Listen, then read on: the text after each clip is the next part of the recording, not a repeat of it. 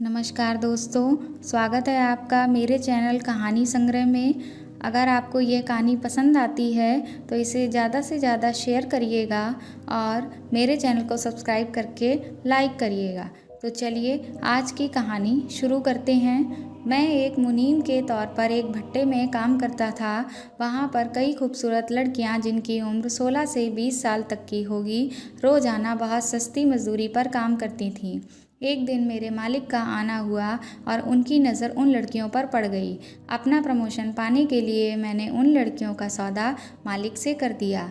एक दिन जब मालिक मेरे घर से बाहर निकला तो मेरे पैरों के नीचे की ज़मीन खिसक गई, क्योंकि मालिक ने मेरी बेटी के साथ दोस्तों, ये कहानी है हमीरपुर गांव की, जहां गांव की गरीब औरतें और लड़कियां कम पैसे में काम करती हैं। गांव की एक कच्ची सड़क पर धूल उड़ाती नीरज की गाड़ी ईंट भट्टे पर पहुंची। मुनीम उसे दफ्तर में ले आया। कुछ समय तक नीरज ने फाइलें देखी, फिर मुनीम उसे भट्टे का मुआयना कराने लगा ताकि वह भट्टे के काम को समझ सके और सभी मजदूर भी अपने छोटे ठाकुर से परिचित हो जाएं। चलते चलते नीरज और मुनीम एक तरफ की ओर चले गए जहाँ कई औरतें मिट्टी गूंथने में मशरूफ़ थीं। नीरज की नज़र खूबसूरत चेहरे, गदराए जिस्म, नसीली आँखों और संतरे की फांका जैसे होंठों वाली एक लड़की पर जा टिकी। मुनीम जी, हम पहली बार मिट्टी में गुलाब खिला हुआ देख रहे हैं। नीरज ने उस लड़की के बदन का बारीकी से मुआयना करते हुए कहा। हुजूर, यहाँ हर रोज़ आपको ऐसे ही गुलाब खिले मिलेंगे। मुनीम ने भी चुटकी ली। मुनीम जी, उस लड़की को कितनी तनख्वाह मिलती है? नीरज ने पूछा। हुजूर, वह तनख्वाह पर नहीं, 60 रुपए की दिहाड़ी पर काम करती है। मुनीम ने बताया। बस 60 रुपए हर रोज़? आप इतनी कम दिहाड़ी देकर उसके हुस्न की तौहीन कर रहे हैं, नीरज ने शिकायती अंदाज में कहा। सभी मजदूरों की दिहाड़ी दिवाली पर बढ़ाई जाती है। पिछली दिवाली पर उसकी दिहाड़ी 50 रुपए से 60 रुपए हो गई थी। अगली दिवाली पर 70 रुपए कर देंगे, मुनीम ने कहा।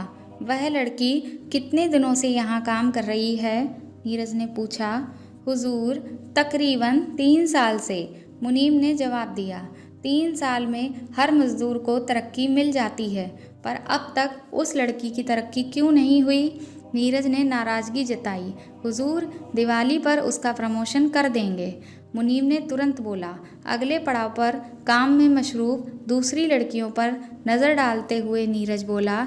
मुनीम जी, ईंटों का यह बगीचा खूबसूरत फूलों से भरा पड़ा है।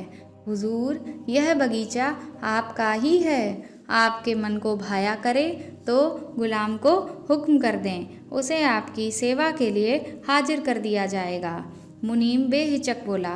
पहले तो नीरज ने तीखी नज़रों से मुनीम को देखा, फिर एक आज़ाद कहकहा मार कर बोला। आपका बड़ा पारखी दिमाग है, इतनी सी देर में आप हमारी इच्छाओं से वाकिफ़ हो गए। नीरज के मुंह से अपनी तारीफ सुनकर मुनीम के चेहरे पर मुस्कान उभर आई। नीरज बोला। मुनीम जी, हम सबसे पहले उस लड़की का प्रमोशन करना चाहते हैं जिसकी मदमस्त जवानी ने हमारे अंदर हलचल सी मचा दी है। अगले दिन मुनीम ने उस लड़की को सूरज की हवेली में पहुंचा दिया। तुम्हारा नाम क्या है? नीरज ने मुस्कुराते हुए पूछा। पुष्पा, उस लड़की ने शर्माते हुए अपना नाम बताया। पुष्पा का मतलब जानती हो? नीरज ने उसकी तरफ बारीकी से नज़र डालते हुए पूछा। फूल, पुष्पा बोली। तुम भी फूल जैसी कोमल, खूबसूरत और महक वाली हो।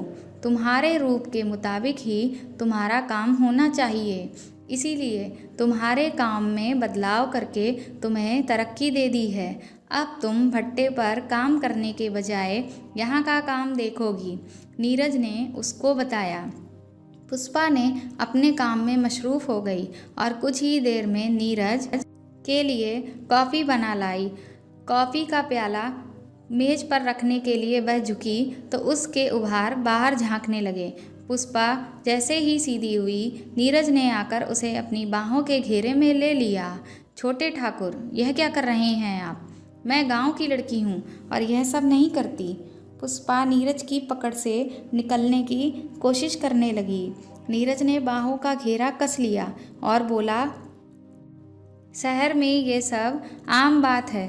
तुम्हारी जवानी उफनती नदी की तरह है और मैं तुम्हारी जवानी के समंदर में डूब जाना चाहता हूँ। अगले ही पल नीरज की उंगलियाँ पुष्पा की छाती पर रेंगने लगीं। ऐसा मत करो, गुदगुदी होती है। पुष्पा ने एक अनोखी सी आह भरी। जब नीरज की छुअन से पुष्पा को मज़ा आने लगा तो उसने खुद को नीरज के हवाले कर दिया। नीरज पुष्पा को बिस्तर पर ले गया। अगले ही पल एक एक करके पुष्पा की देह से सारे कपड़े अलग होते चले गए। दो जवान देह के टकराने से उठा तूफान थमा। तब दोनों जिस्म थककर निडाल पड़ गए। मुनीम की मदद से नीरज की इन हरकतों को बढ़ावा मिलता रहा। एक दिन मुनीम के पैरों के नीचे की जमीन ही खिसक गई जब नीरज की नज़र उसकी जवान बेटी पर रुकी। वह किसी काम के सिलसिले में मुनीम के पास आई थी। मुनीम जी, इस भट्टे पर हम पहली बार इस लड़की को देख रहे हैं। अब तक इसे कहाँ छुपा रखा था? नीरज ने बेहिचक पूछा। छोटे ठाकुर, यह मेरी बेटी सुमन है। मुनीम के चेहरे का रंग उतर गया। मुनीम जी, पुष्पा हो या सुमन, एक ही बात है। दोनों का मतलब एक ही होता है, फूल। और तुम यह बात अच्छी तरह जानते हो कि हम खूबसूरत फूलों के बहुत शौकीन हैं। जो फूल हमें अच्छा लगता है उसे सूंघते ज़रूर हैं। नीरज ने कहा। मुनीम का दिल धक से रह गया। उसने एक बार फिर से याद कराया कि छोटे ठाकुर, सुमन मेरी बेटी है। पुष्पा भी किसी की बेटी थी। नीरज ने ताना कसा। मुनीम को वहाँ से खिसकने में देर ना लगी, लेकिन उसके कानों में नीरज के बोलने की आवाज़ आती रही। मुनीम जी, मेरी बातों की टेंशन मत लेना। आज मुझे शराब कुछ ज़्यादा चढ़ गई है, इसलिए जवान काबू में नहीं है। मुनीम तेज कदमों से अपनी बेटी के साथ दफ्तर से बाहर निकल आया।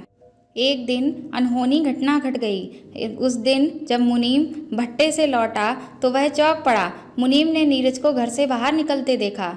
मुनीम के चेहरे पर चिंता के भाव उभर आए। उसके कदम घर में घुसने के लिए तेजी से बढ़े। सुमन दीवार से टेक लगाए बैठी सुबक रही थी।